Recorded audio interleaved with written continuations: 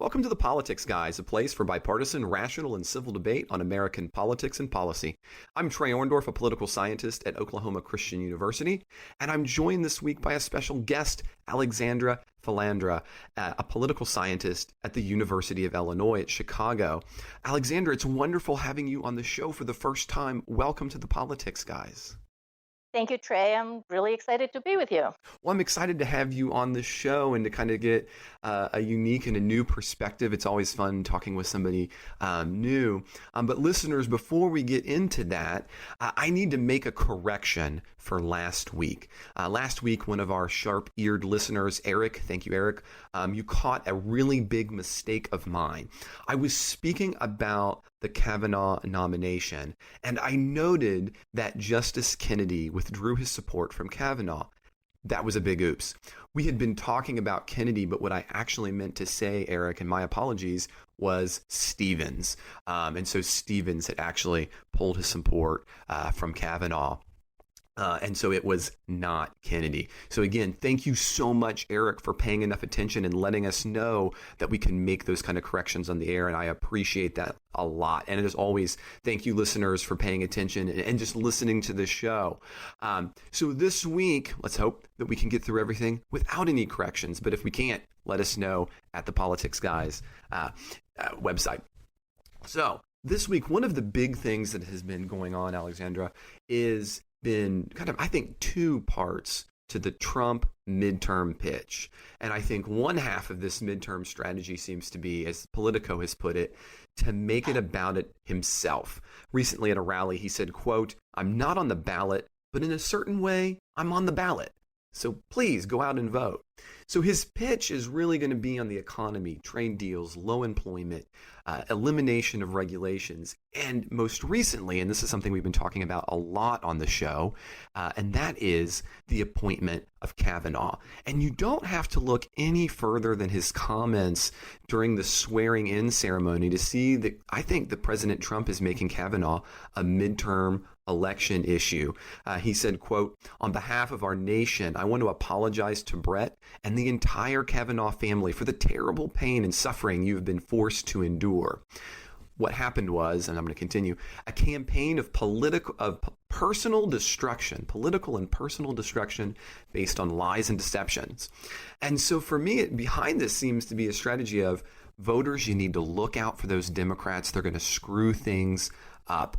And then this week, President Trump doubles down on that with an op-ed in the USA Today where he warns that Democrats will destroy Medicare dishonestly, creating what he says is a Medicare for all. And his argument is that, quote, "centrist Democratic Party is dead. The new Democrats are radical socialists," end quote. And so he is looking out for us. And so this seems to kind of be the themes that are emerging for the midterm election. We have these moments, his comments about Kavanaugh and the apology. We have the op-ed. Alexandra, what do you see emerging here out of each of these, or what do you think they mean for midterms? Well, Trey, I see sort of going back to the Nixon playbook of the late 60s and trying to sort of resurrect some of the narratives about radical politics that emerged after the 1968, 65 to 68 riots, the hot summers of that era. And it seems that there is sort of an effort. The Trump administration and even the Trump campaign before that sort of looked back at the time of the Nixon administration in terms of framing a lot of its narratives. So I think there is, to an extent, like, again, to pulling from that narrative of law and order, of radicalism, trying to portray the Democrats as extremists, as socialists, as radicals. There was this like really hilarious story in the news yesterday out of Arizona. I don't know if you noticed that, about two Republican operatives who showed up at the campaign offices of the Democratic contender there with a jar of of money and claimed to be the representatives of the Northern Arizona University Communist Party. Oh. And so it was like another one of those sort of attempts to try to catch a Democrat and associate them with some kind of fringe politics. And it's there seems to be this effort to really brand the Democratic Party as a radical party, which is rather funny because it's actually for a lot of people is quite a moderate, very very centrist approach to politics. But what is very interesting to me as a political scientist is not so much the narrative which is expected. It's actually that the president feels the need to write an op-ed in the USA Today. What does that tell us about Trump's feelings about the bully pulpit? The president has so much power to through the White House to promote a narrative. I I'm not a presidential scholar, so you may be able to tell me, has there been other presidents who write op-eds in the newspapers? I mean, we know that, the Twitter phenomenon is a Trump phenomenon, and that basically reaching the audience directly, whether through Twitter or through, an op-ed, which in theory is supposed to be unfiltered perspective, right, of the president. But this is so unusual to me and like so surprising. And I am wondering, what does that tell us in terms of how Trump himself and the White House thinks about channels of communication and also about, where exactly, how limited is their ability to reach out to people and the power that how limited it must be, the power to have to communicate with the public. It just that seemed a very unusual, unexpected move to publish an op-ed in USA Today. I was like stunned by just the fact of the op-ed. The content of the op-ed was equally interesting because factually, pretty much everything in there was wrong. But I'm not sure I can follow the strategic thinking Hmm. behind that particular tactic. I understand definitely the push that he's trying to personalize the midterms and make it about him and his choices. And definitely the Kavanaugh nomination is front and center in that because to him, that is a huge success that came after a very big fight. So, if you look at it from an apprentice type of framework, there was a really big race that took place, and the right side prevailed, and now Trump expects to be rewarded by the base for managing to get to win. This is Hmm. about essentially winning, and so that is consistent, I think, with expectations about Trump. I also think that from the perspective of Senator McConnell, and the Republican leadership, they seem to think that this has energized the base. And if in a couple of months ago, a lot of people may not have been as enthusiastic about hitching their wagon too close to Trump out of fear of the Democratic response.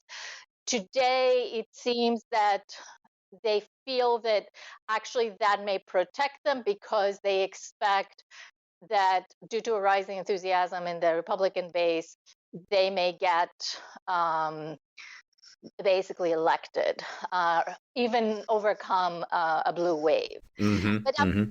still curious about the the tactic or the strategy of using an op-ed. It's just very strange. Well, I won't disagree on the front that it is definitely unique to take that route. But I think as we think and we have begun to understand Trump as a president more, that this is not maybe as surprising when you put it into the context of President Trump. And you'd actually talked about the Twitter feed of the president.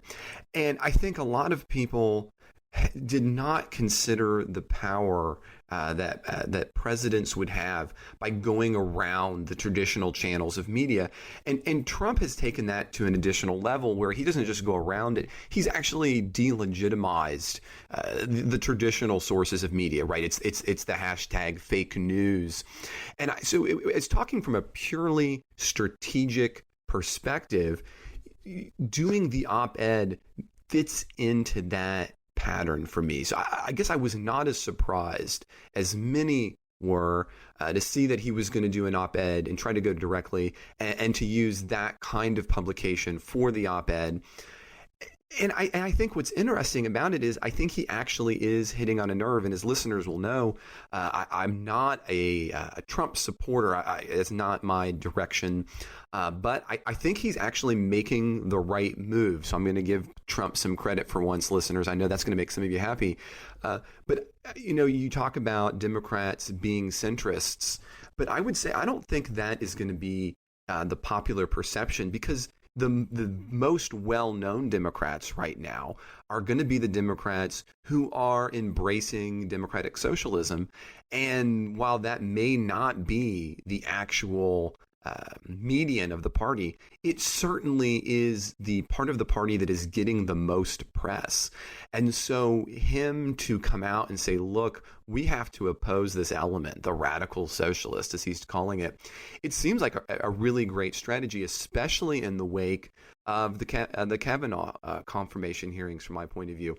Because again, here in the Kavanaugh hearings, you are going to basically set this up as the radicals were trying to stop the normal order of business. It shouldn't have been stopped this long. We got it through anyway. And so now we can have the Trump vote again. And you were talking about that. And I agree, that kind of personalization of the Trump vote. Now, I mean, so from your point of view, do you think that this is, you had said that, it's mainly full of factual lies, but as we well know, there's a difference between is something being factual and is something effective. So on the effective side, do you think that this, what you call the unusual move, do you think it's going to be effective? I kind of think it is. I don't know. I am hesitant to say that, because already we are seeing that the most recent polls, the post-Kavanaugh polls from 538, show that the Democratic enthusiasm is bouncing back. We are seeing continues very contradictory moves on the part of Trump that are very disquieting in terms of, like, disconcerting in terms of American interests and American values. It's hard for me to see how this op-ed is really going to rally the troops. I understand the motivation in terms of, okay, older people read traditional media, and Medicare is for the 65 plus crowd, Mm-hmm. so who are also more likely B to vote Republican. So it is sort of an attempt for Trump to get free media coverage, essentially, for his party and for his perspective. And I think you're I right don't there know. when you talk about the age grouping, right? I mean, we know the older you are, I mean, this is a long-standing political science truth, listeners. Age correlates highly with likelihood to vote, and that nowhere is that more important in midterm elections when you're not generally looking at phenomenal turnout. So, on that front, I agree, but I kind of continue. So it's, but I'm not sure if this is, yes, I mean, if this translates into more press coverage of Trump and of this particular issue, and people talked about this op-ed for quite a time, um, then it's a significant free press in the context of an election, basically that discusses Trump. And from his perspective, all press is good press, right? Of course, of Like course. you want attention.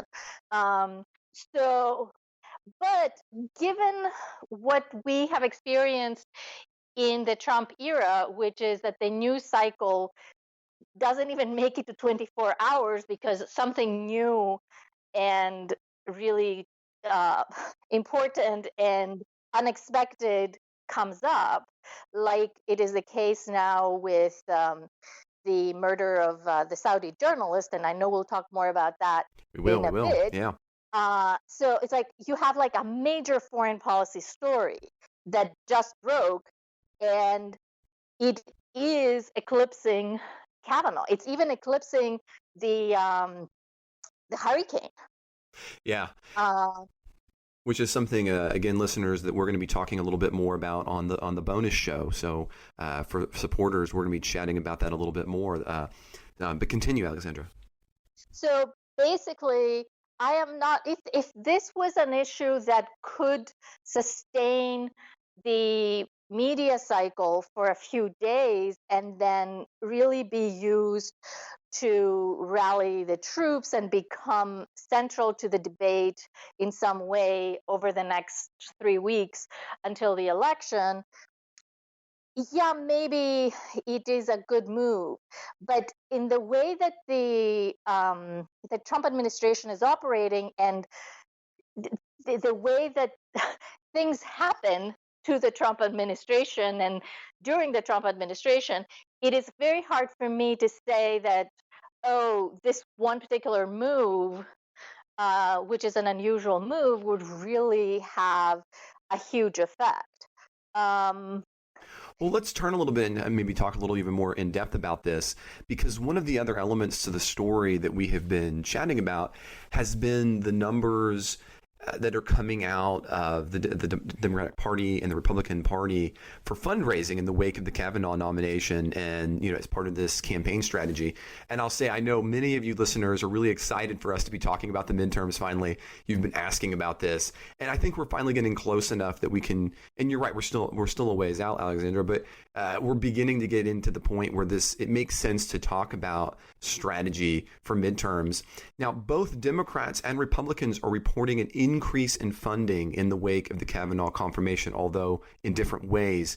The Democratic Congressional Campaign Committee says that it has raised $400,000 in the 30 hours after Ford's testimony, and the DCCC raised $4.38 million from the end of September to October 5th, which they are attributing to the hearings. Now, Republicans are staying mum on the specifics, but they are saying that they're seeing increases in percentages themselves. The Republican Congressional Committee reported a 418% increase in donations online from September to October. Now, what does that mean in dollars? We don't know yet. They're being mum on that.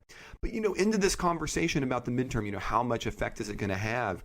I would also like to, in addition to talking about the money, suggest that we saw that North Dakota Democrat Heidekamp has dipped significantly in the polls after voting against Kavanaugh.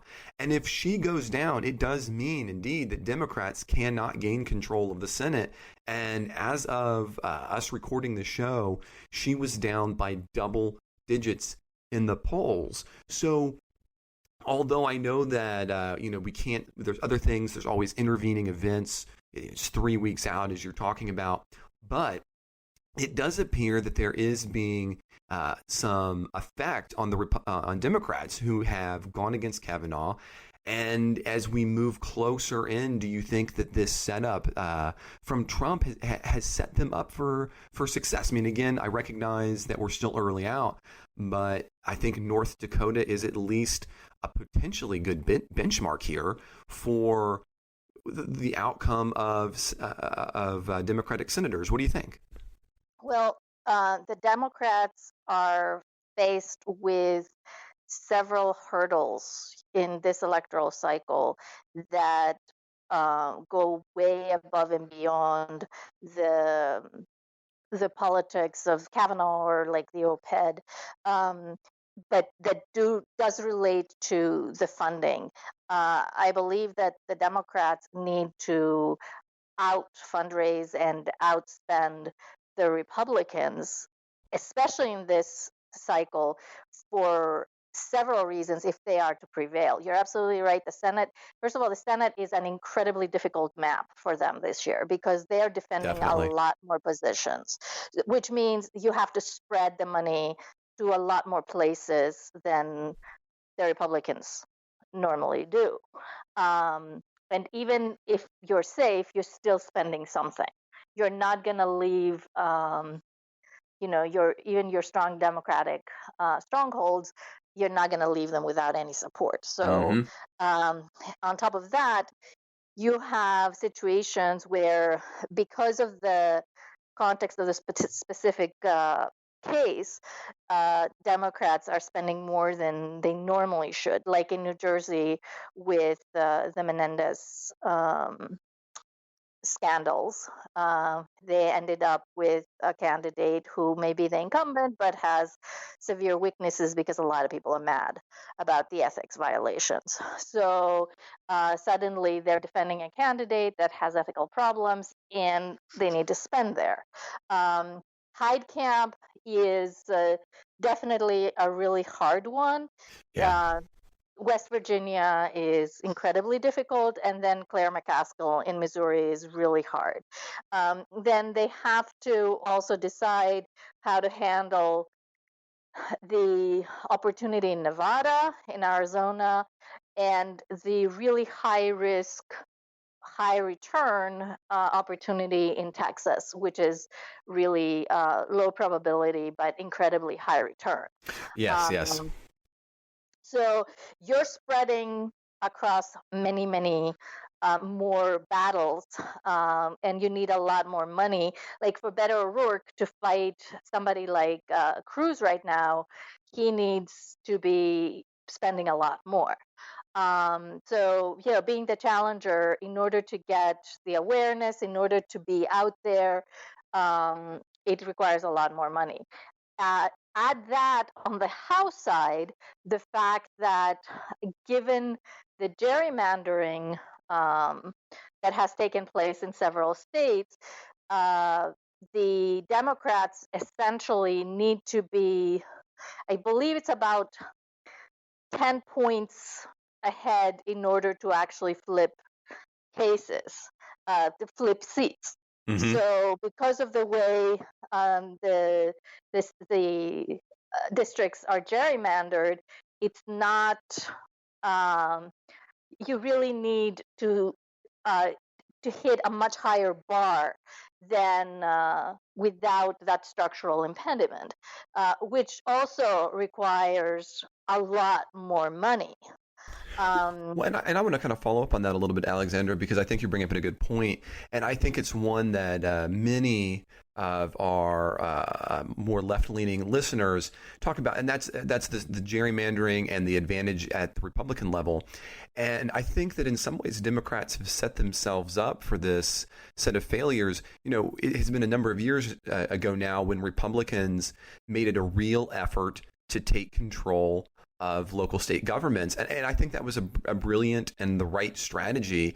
And I think Democrats left that behind. And now they're kind of they're suffering from ignoring those local races. I mean, they could have been part of the line drawing had they spent more time at the local state level. And their inability to do that is now costing them at the national level.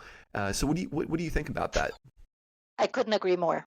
That has been my criticism of the Obama administration and the Obama strategy for years, because basically, as of 2008, all eyes were at the national level, and the Democrats basically abandoned the state. And what happened was not just that Republicans were elected, it was that the Democrats didn't develop a bench. So Yes. you don't have enough Democrats in these mid-level state positions who are competitive to run then for the higher level positions of governor and senator and representative and things like that, because we don't have a very strong bench, and these lack of significant numbers of prominent state legislators on the Democratic side means that who are you going to run who has credibility in the state for statewide elections? So this has been a huge problem that, from what I understand, the Democratic Party has finally come to a realization that this was a huge failure on their part. Do you think that's part of the ideological makeup of the parties? I mean, Republicans, we've traditionally been very concerned about the state and local issues because we're the party of devolution, and Democrats, I think, a lot of times want to rally around that singular national figure. And as you're mentioning back in 2008 with President Obama, it's true. I think a lot of people on the left were simply not giving that kind of attention. It sounds like we agree on that part, but do you think that's kind of baked in a little bit to the ideological predilections of each of the parties? I think it's more of a very smart realization, especially after Citizens United, on the part of some of the more prominent Republican donors, that you can flip state elections at a much lower price. And because basically all you need to spend in a state legislative election is like $10,000, $20,000, whereas for a senatorial election at the national level is in the millions. The return of investment of turning a state legislature is really high, especially when that state legislature, in a year like 2010, has the ability to redistrict. So understanding that political calculus and targeting your investment there was a brilliant move on the part of the Republican Party and Republican donors who supported that effort. Yeah. I think that the Democrats just didn't really, they dropped the ball. They didn't pay attention. They were basically so focused on the national institutions that they didn't really figure out that this was happening even. Yeah. Well, kind of the backup, because I think that's a really interesting point. But, as we've been kind of talking about that midterm strategy, the effect of Kavanaugh, one kind of last point to finish up on, I'm curious about your opinion on this, is that I have been hearing, both reading online and hearing from some of my inside sources, and it's just something that makes sense to me as well, is that Democrats have kind of assumed that Kavanaugh is going to be a huge blow in the midterms. And I think many Republican strategists basically say, look, who is the Kavanaugh hearing going to animate? And their answer is white college educated women.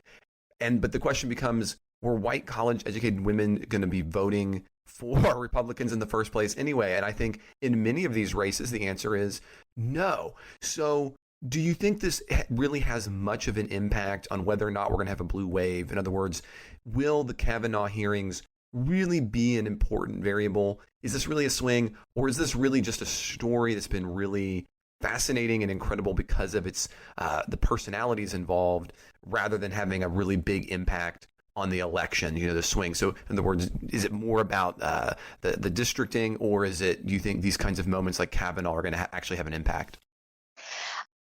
Especially after the 2016 election, and especially after the Trump Access Hollywood tape, I don't believe that individual moments actually play such a huge role. especially since we're living in the daily individual moments. Between now and the election, um, I I could bet you we'll have another 5. Mm-hmm. I mean, and it's not. I don't even think that this is, you know, an exaggeration, because we have lived for 2 years in an administration of daily individual moments. Well, and it's Uh, interesting because one of the elements that we as political scientists have looked at is, we've had this. There's been a long debate over whether or not that nitty gritty, that what we call the campaign itself, right, has a meaningful impact on elections, or if it's these larger structural variables. And I think for many researchers, we again and again come back to the larger structural variables as opposed to those day-to-day events as you described it, which I think is a good way of putting it. But I know for our listeners, though, that that's always a little bit frustrating, right? Because this is the thing that they're seeing and they're reading about in the media each week. And it feels like those moments ought to be the moments. So there's this kind of emotional desire for it to be the Kavanaugh hearing as opposed to those structural events. I mean, it kind of seems like you agree with me on that. What do you think? oh, I absolutely agree. I think that the day-to-day events is sort of what makes the campaign interesting, and has made, especially this campaign and the 2016 campaign, into a soap opera type interesting. Mm-hmm. I mean, we Or a do live reality show, in maybe. exactly, we do live in the reality show presidency. Um, but what it comes down to at the end of the day are the fundamentals. And the fundamentals are the economy is doing well, which will work against the Democrats. Um, there is a very strong Democratic anger over the Trump administration, for a variety of reasons that appear every day, and that's going to work in favor of the Democrats. There is the issue of redistricting, which works against the Democrats. The Senate map works against the Democrats, and then you also have this very, very disconcerting phenomenon of purging the voter rolls and voter ID laws, and a variety of other structural impediments that are going against the Democrats. And basically the ability of the Democrats to mobilize a base that is younger, more diverse, less committed to politics, is a hurdle. Yes. And that those structural factors are key to really what's going to happen. Now, if the day before the election we have another major hurricane wiping out some state, that could play a role. I mean, there is some evidence from political science research that things like that, weather phenomena or things that are external to politics, could affect on the margin political attitudes and behavior. But really, what is going to make the biggest difference in terms of the Democratic margin is going to be these other pre-existing structural factors, and the ability of the Democrats to really, really outspend um, the Republicans and bring their voters to the polls, actually physically bring them to the polls. Well, and as we kind of maybe move away from those stories a little bit, but continuing on this line of thinking about elections and upcoming elections, maybe push this out a little bit, because this week, in a really highly unusual bit of timing, Nikki Haley announced her resignation as the U.S. representative to the UN. And many insiders, both in government and in the news, were really shocked by the revelation, and probably not so much the revelation itself, but as the timing of the revelation. And it's really, why and why now?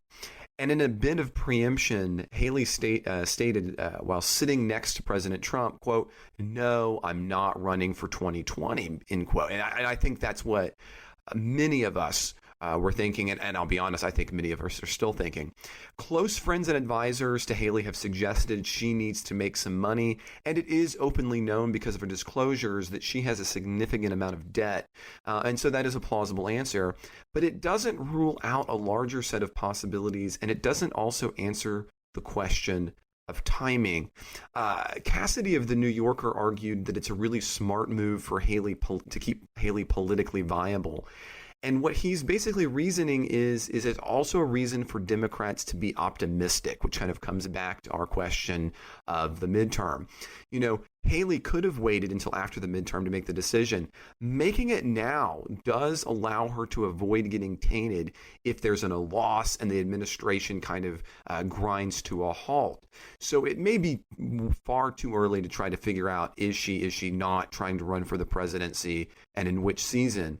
But the timing of her announcement may at least be a prediction of her midterm thoughts. So do you think that the Haley announcement coming when it does, do you think it says anything about the some insiders' thought on what's going to happen in the midterm? And do you think that her taking this is evidence that maybe Democrats ought to be happy, as the New Yorker posits? What do you think about this resignation timing and the announcement? I think that she is very astute and she's taking into account a variety of possible scenarios.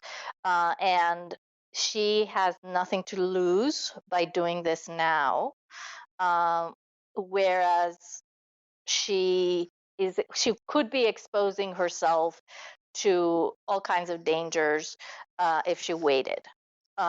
Because, first of all, if the midterms, if the Democrats really prevail on the midterms, and then as of January, we have hearings in the House related to all things and all manner Trump, she doesn't need to be associated in any way with any of that. In that way, she's protecting herself from that, because a UN ambassador is a crucial foreign policy position, and the last thing that she'd want to have is her being hauled in front of the House to explain any behaviors of Jared Kushner or anybody else in the Trump orbit that have to do with Saudi Arabia, with this, with that. By distancing herself at this point, she's saving herself a lot of trouble. I think she's reading the tea leaves right. She doesn't need to be running in 2020.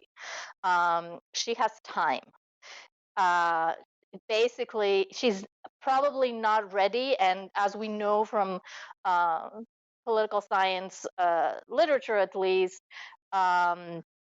running from this position of ambassador is not necessarily, even if she is a former governor, is not necessarily a very strong position to be in the run.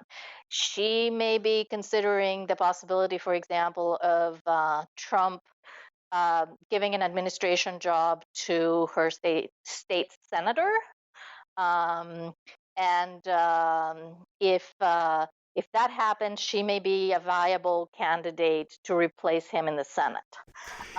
It's interesting that you say that, because I agree that I think that the Senate, and it wasn't that long ago that it would be the gubernatorial experience that would set you up for the presidency. But in this case, the ability to have both would definitely position you for a run. But, you know, one of the interesting things about, you talk about the timing, it doesn't have to be 2020, and you're absolutely right about that. But one of the interesting things about timing is, so if that isn't the year that she's thinking about, you do have the problem of if Trump is successful, and that's a whole another question, you then have to, of course, contend with another 4-8 years with a Pence, the traditional VP running for re-election, or running for re-election on the president's continuation of his term. So you're right. It's a fascinating strategy, but it's far enough out that most of this is it's very speculatory. But as it relates to the midterms, I think you're right. It's a no loss for her to leave now. So even if she thought it's a coin toss, why not pull out now? There's nothing to be gained by staying longer anyway, and by making the announcement now.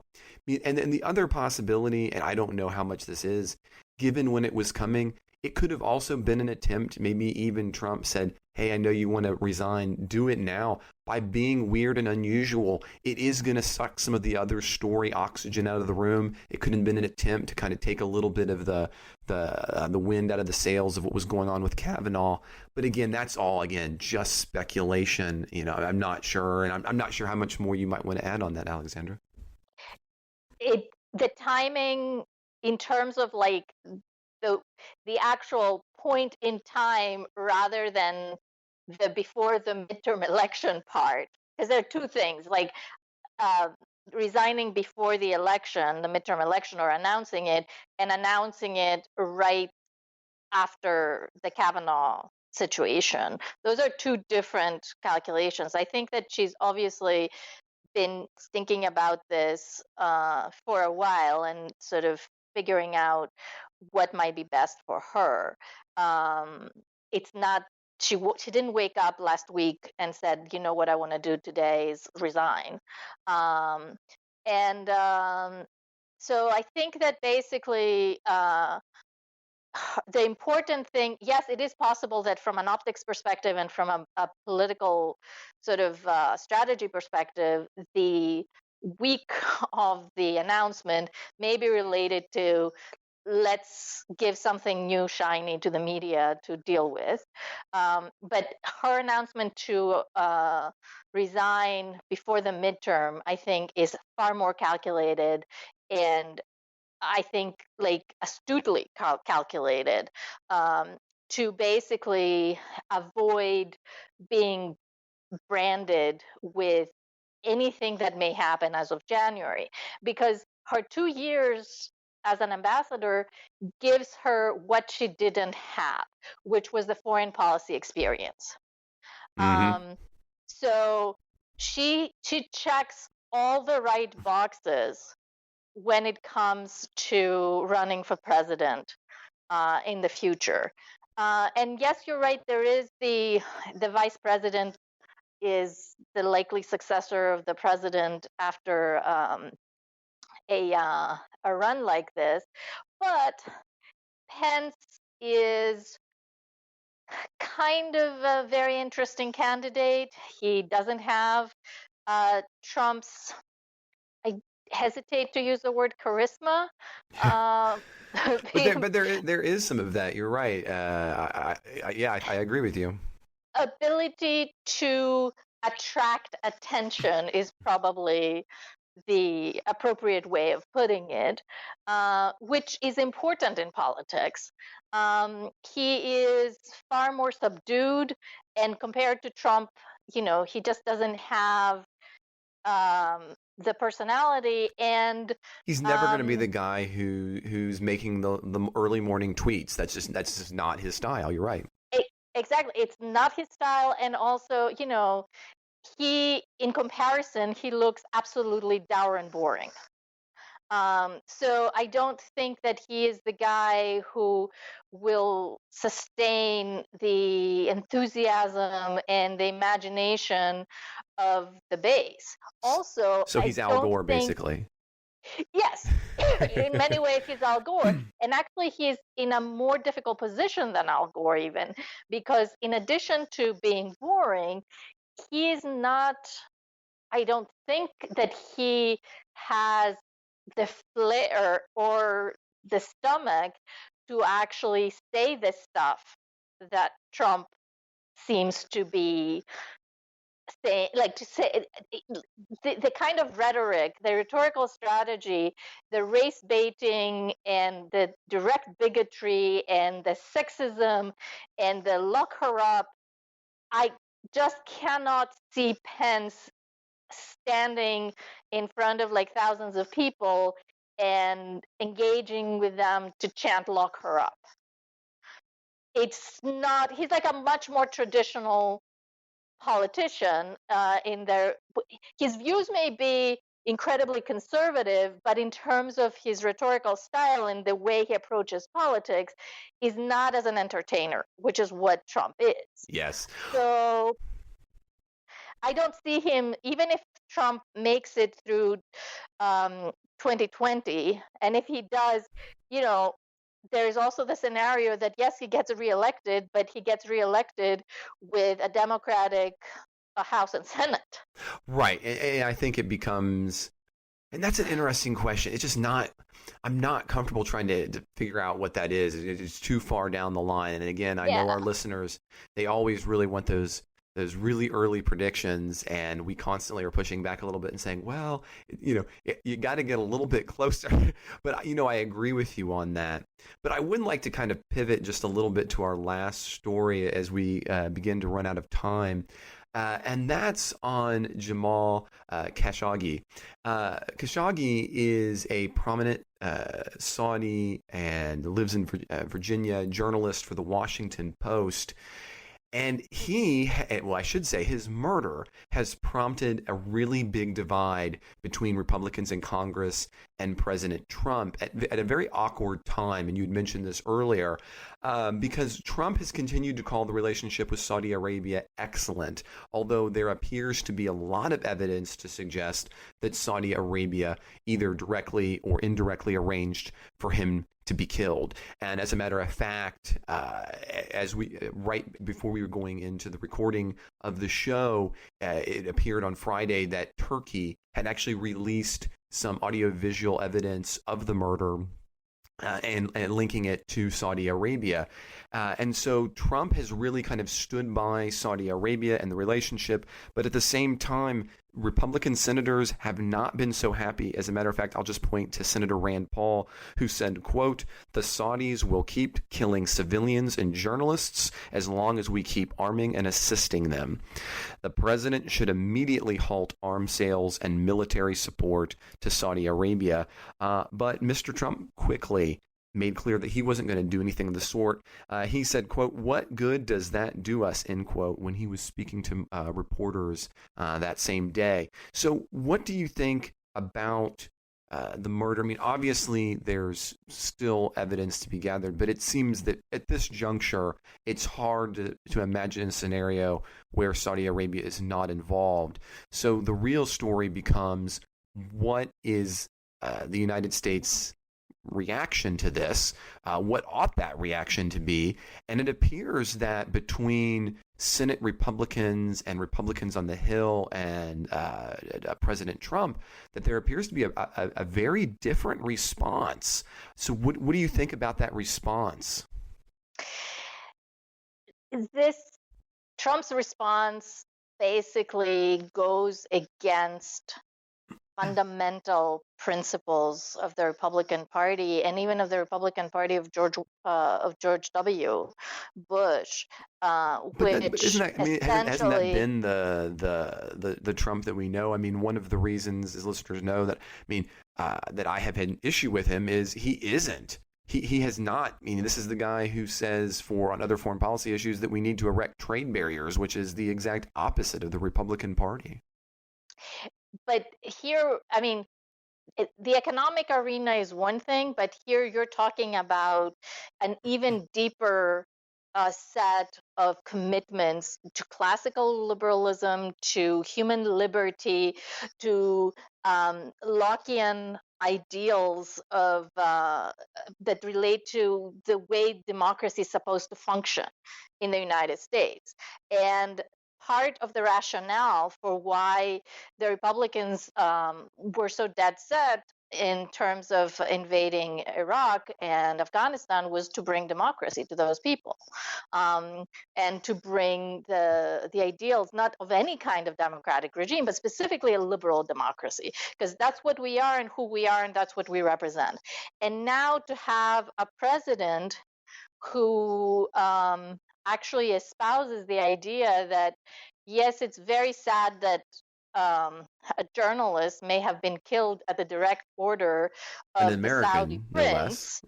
Yes, an American resident, permanent resident, and with ties to this country that has been killed at the direct order, at the behest of the Saudi king. It is very unfortunate, but we have more serious business to deal with, which is money. That goes against even the fig leaf of the Republican Party representing some kind of principle. So I think it's really, really hard on the normative end for a lot of Republicans, or I hope it is, to accept this decision. At the same time, the relationship between Saudi Arabia and the United States has always been kind of problematic. I mean, it's not the same type of unquestionable and unequivocal loyalty as it is with Britain, as it is with even Israel in many ways. Saudi Arabia, we have always had this uncomfortable relationship with them, which is basically the idea that the enemies of our enemies are our friends. And we are going to overlook certain things up to a limit because Saudi Arabia sort of plays the other regional pole to Iran, and in that sense is good for our interests there. And yes, they have a lot of oil, which we also want, but also it's like I think that the political dynamics in the region are such that it made realistic sense for the U.S. to sort of just ignore some of the really unacceptable normative things that are going on there in terms of human rights and the treatment of women and all kinds of things like that, and provide military aid and basically support them in Yemen. I mean, like the fact that you have a war that's leading to a famine and children dying is pretty horrific, but we don't talk about that very much.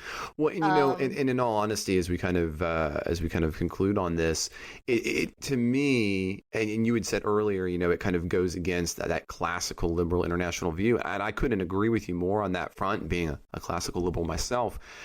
And what I see this as being in some ways is it's the legacy of the neoconservative foreign policy, which I think was disastrous. And Trump, I don't think that he's attempting to be a neocon per se, but this continues the kind of the Trumpian, if you will, unique and breaking from Republican foreign policy.